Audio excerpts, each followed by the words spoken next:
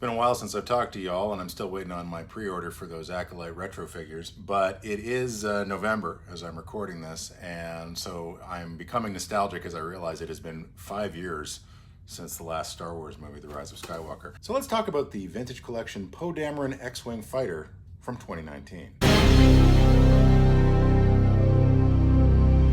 First thing I want to say, just kind of a warning in advance to commenters, aside from all of the obvious stuff that would get you blocked, like racism, misogyny, queerphobia, please do not use this video or my channel generally to air your concerns about Disney, Lucasfilm managers, the direction of Star Wars. Like, I don't care what you think.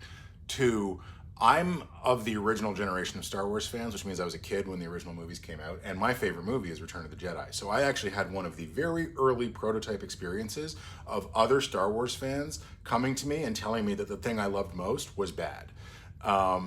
It's a crappy thing to do to anybody, and I see people, obviously people not only are continuing to do it, but they're doing it in much greater numbers now to much younger fans than I am. I am not here for it. Like, if somebody out there loves The Rise of Skywalker, I'm all for it. Like, good for them, good for that person. I am not going to stand up and tell them why I think they're wrong. It's a horrible thing to do to a fellow fan.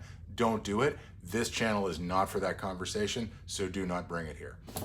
This, ironically enough, is not even my favorite Poe Dameron X-Wing fighter, but it is the only one that's been released in the vintage collection. And there's actually a lot more X-Wings coming out. They're re-releasing the Luke one. They did the Antok Merrick one. I feel like I'm forgetting an important one. But I do have this one, and I like it because I love Poe. And it's kind of, you know, I mean, there were a lot of things about, like, a lot of people that I didn't really respond to in Rise of Skywalker, but, like, you know, that's an interesting design. It looks great on the shelf. I know the first thing you're thinking is, hey, Matthew, we've talked about this before. You don't keep boxes. So right, I don't keep boxes, except I did keep this box because I love this box art. I love this box art so much that I have considered cutting the panel out and just framing it and having it somewhere in my house. There's just something about it that, like, really reminds me of, like, I'm in my backyard and I'm gonna, you know, play with my toys and have an adventure with all my favorite characters, which, like, you know, Rey, my literal favorite character. I mean, there's so much Rey news right now. I'm so excited. Everything's about Rey in the Star Wars movie news ecosystem right now. It's great. Chewie, the Beebster, the man himself, Mr. Dameron, who I obviously adore, and a pretty weak 3PO. I remain on the record, until they start vacuum metalizing 3PO figures again, it's just not gonna look right. He's supposed to be shiny.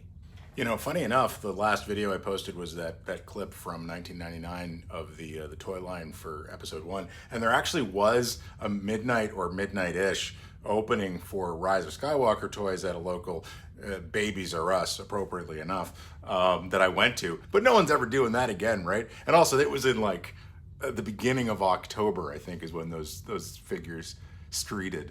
So yeah, I was there. And if they do it again, I'll definitely probably go, except that now I pre-order everything, so why would I? And that's it. Oh, that snap.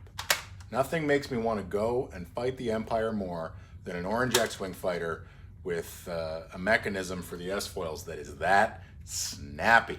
It's obviously gargantuan. I mean, it is so big, and you never want to display it with the S-foils closed. So what do? You get one of those acrylic stands and you put it on the shelf, and then it takes up the entire damn shelf. But it is, like, the detailing on this. Why does a ship that flies through space get dirty? I don't know. But they landed on a planet, and I guess they park it outside. It just looks great. It's hefty as hell, you know, and for, like, the first and possibly only time ever, whoop, don't rip the cockpit off. The cockpit is A, big enough for a figure, B, has the control stick, so you can actually have Poe piloting when you stick him in there. It's wonderful.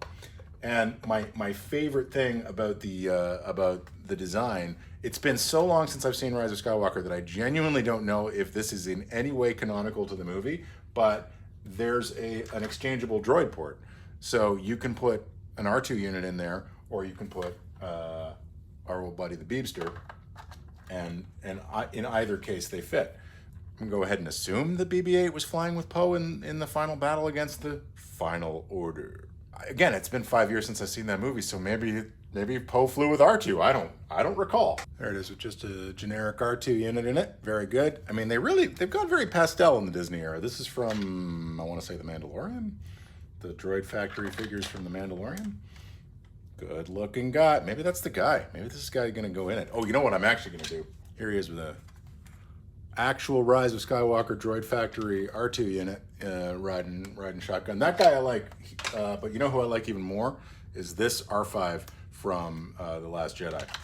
And I bet you colorways wise, that's, oh yeah, that pop of dark green against the orange, beautiful. Little extra space there. It flips up, get Poe in there. Well, let's do that right now. I am never sure what I'm supposed to do with vintage collection action figure hips. Where is that joint supposed to go? There's my guy. There's my guy in there. He sits pretty low, but it looks great. And yeah, he's off to make out with Finn. Other stuff they do, I'm never really sure why they do it, is they have given us exposed engine access should we require it, only on one side for some reason. But you know, if you wanted to set up a display where one of the droids was working on the engine, you can do that. My favorite little surprise, the ladder is in there.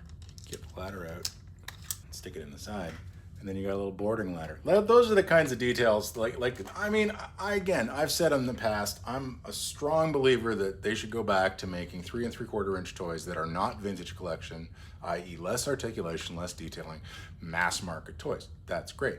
That being said, when these guys take a notion to do a vintage collection toy, they don't screw around. Like, this is as detailed as you could possibly want an X-Wing to be. There's every single thing thought of, so live it up. The only problem with the toy, like literally the only problem, is that the rear landing gear is flimsy as hell. Like, it just falls out. It's weird because it's like got this lateral folding mechanism where you twist it and then fold it away, and then you untwist it as you take it out. And when if you take it out and don't untwist it, it's tight enough to stay in. But if you do untwist it, it just falls right out. And the reason that that's a problem is you're not going to position it. You're not positioning it on your shelf like this.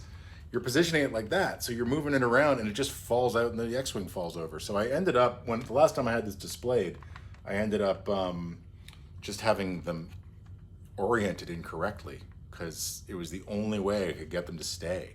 And that's it. That's the only flaw in the toy. Everything else about it, I think, is genuinely among the most impressive work that Hasbro has ever done.